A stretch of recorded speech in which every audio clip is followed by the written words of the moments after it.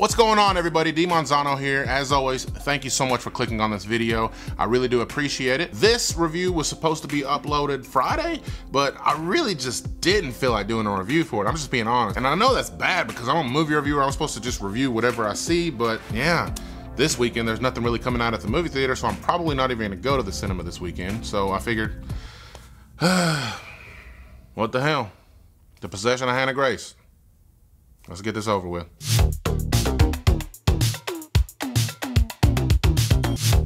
The Possession of Hannah Grace is a movie about a girl who was possessed. An exorcism was performed on her, she dies, and her body is transported to a morgue. Our main character, Megan, is a new employee at this morgue working the graveyard shift, and she is the one that has to spend all night there with this dead body, and things get spooky. Now, firstly, I'm not gonna beat around the bush. I'm gonna flat out tell you right now, I thought this movie was terrible. I didn't like it at all, but I'm gonna go over a few positive things about the movie first before I get into the reasons why I didn't like it. There was this one scene that I actually found pretty creepy.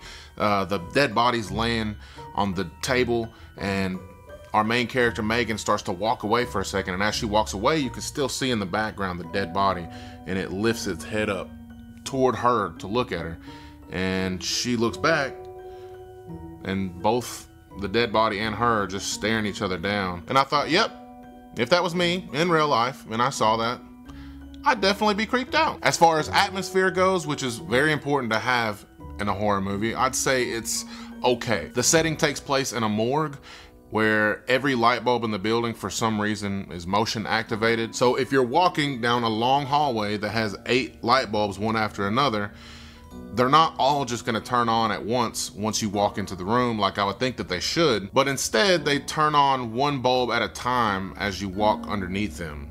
Anyways, yeah, so your setting here is mostly dark, which gives you a very eerie, spooky vibe. Definitely not a place I would enjoy working at, daytime or nighttime. And I'm really trying my best right now to think of more positive things to say about the movie, but I can't, so let's just get on with the negatives. Let's start with the possession aspect of the film first, since the title of the movie is The Possession of Hannah Grace. The film starts with this exorcism type scene where a father's daughter is tied to a bed and there's priests praying for her and trying to get this demon out of her. It's been done a million times before, but I'm fine with that. I don't mind if you're gonna do something that's been done a million times before, but if you're going to do something that's been done a million times before, at least try to do it good. It just didn't seem convincing. It didn't seem scary the way I'm sure the creators wanted it to be. It almost seems like this scene was thrown together so fast and carelessly just so they would be able to say that they had an exorcism scene, and then they would be able to label their movie a possession movie, when in reality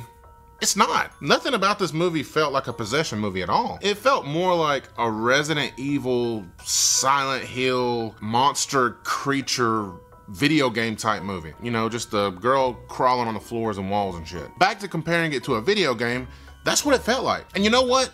Maybe this would have been a good, scary video game. I can actually picture this being a pretty scary game to play in the dark, but as a movie, it just doesn't work. There's a couple of crappy flashbacks to show our main character's backstory, which again, felt like cheesy, cheap video game cutscenes. But I think its biggest problems came from the editing. It's very choppy and things happen really fast back to back. Like in the middle of something happening, something else will happen out of nowhere. Somebody will be talking to each other and then out of nowhere something happens and it kind of just throws you off. I guess those were meant to be jump scares, but they don't feel like jump scares. They just make you think like, whoa, hey, whoa, what?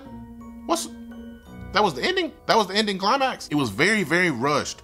By the time the scary stuff starts happening, the movie wraps up very fast and it's over before you know it. I can't believe I'm saying this, but I actually think the movie would have been a little bit better if another 30 minutes was added to it. As the climax of the movie is actually happening, you can't help but think to yourself that this doesn't feel like the way a movie should be ending, because there wasn't enough time building scares or suspense. The ending just happens when you were expecting to see more. I hope I'm making sense. The characters in this story are very bland, they're basic. Our main character was a police officer, and we know that because of these flashbacks that we keep seeing and how she didn't do her job the way she was supposed to do, and now she's living with guilt. But again, it just doesn't feel real. The ex-boyfriend is literally just a guy that is in this movie because they needed a guy to be there. And another thing, their relationship, the main character and that guy, it's so odd. I guess it's just bad writing. We're shown that they're not together anymore because he's getting his things from her house, putting them in a box, he's leaving, you know, he's packing up his stuff. And he has to show up to her job later on for something that happens. And something happens between the two of them and she gets so pissed.